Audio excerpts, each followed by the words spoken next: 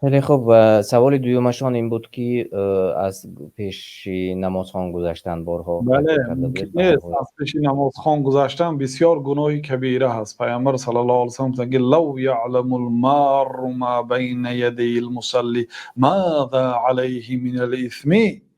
اگر آدمی که از پیش نمازگزار میگذرد اگر گناهش را میدانست 40 منتظر می ایستاد. گفتن نگفتن که 40 سال یا که 40 ماه یا که 40 روز.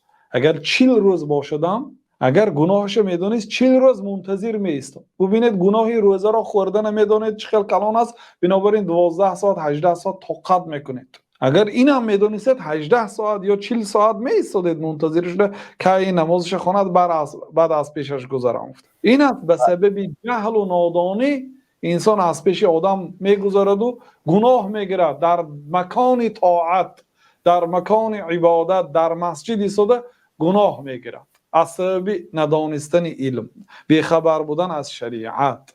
بنابراین برادرای عزیز این اصل شرعی، این حدیث در صحیح بخاری و مسلم است. به همین مانند املا در وقت حج کردن یا در عمره هم بسیار مردم از بین همدیگر میگذرند و گاه هم میشود که بعضی مردم دستشان رو چنان میکنند که نگذرد. میگویند که مثلا در مکه همه جا قبله است و گذرد هم مانع نیست. یگان جای دارد همین هم. بله، آدمی که نماز میخواند باید برای خودش یک جای انتخاب کند که از پیشش کسی نگذرد، پشت ستون یا دیوار، یک جای انتخاب کند که راه گذر نباشه. حاجی ها یکی مثلا در صحنه طواف نماز میخوانند در روبروی مقام ابراهیم، اونا کار خطا میکنند، باعث گناهکار شدن دیگر برادرانشون میشن. بنابراین باید از اونجا روان، علل خصوص زنها. اون طرف ستون ها هست، دیوال های پلاستیکی هست مخصوص برای همین چیزا، پیشتون میگیرد.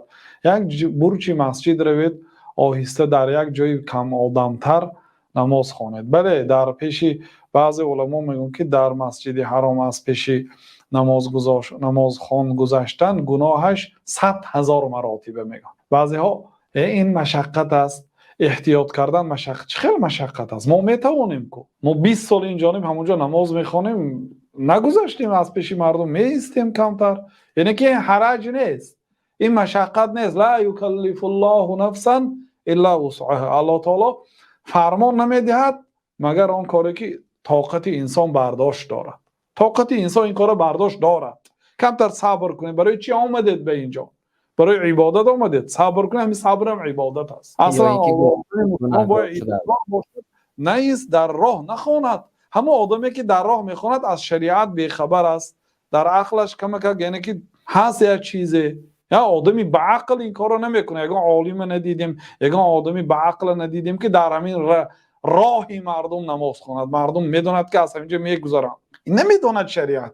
و وقتی که بین خود و بین مثلا نمازتون ستون موندید یا دیوال موندید و در همین حالت کسی اگر گذشته شد، شما حق دارید که با دستتون راهش گیرید. پیامبر صلی الله علیه و سلم میگه با دستش دارد، اگر با گذرد سخت‌تر دارد و زند بار سیوم، چون که وای شیطان است. گفتن چون یک بار همین خیلی اشاره که کردید، آدمی به عقل اگر رفت و ندیدگی باشد و خفا میگرده. وقتی که دید که شما نماز خوان شدید و شما پیش راهش میگیرید، با اگر گذشتن خواهد من کند که وای شیطان است. گفتم یعنی این بسیار صفتی بد است وقتی که آدم به شیطان مانند کردن. یعنی این کار یعنی که وای کبرش یا غرورش یا چیزش نمیماند که بگذرد از پیش مثلا با بگذرد با وجودی دیده و دانسته. بنابراین وای شیطان است. گفتم یک بار دیگر داملا یادرس کنید، چون امروز به عمره میرفتگی خیلی زیاد هستند.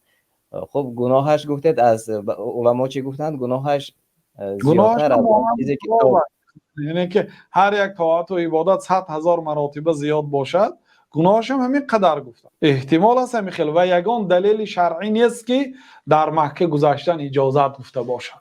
برعکس اونجا بقعه طاهر و مطهر، پاکترین مکان روی زمین، در آنجا باید انسان احتیاط کند. مادامی که برای حاصل کردن اجر و ثواب آمدید، به صبر باشید، احتیاط کنید.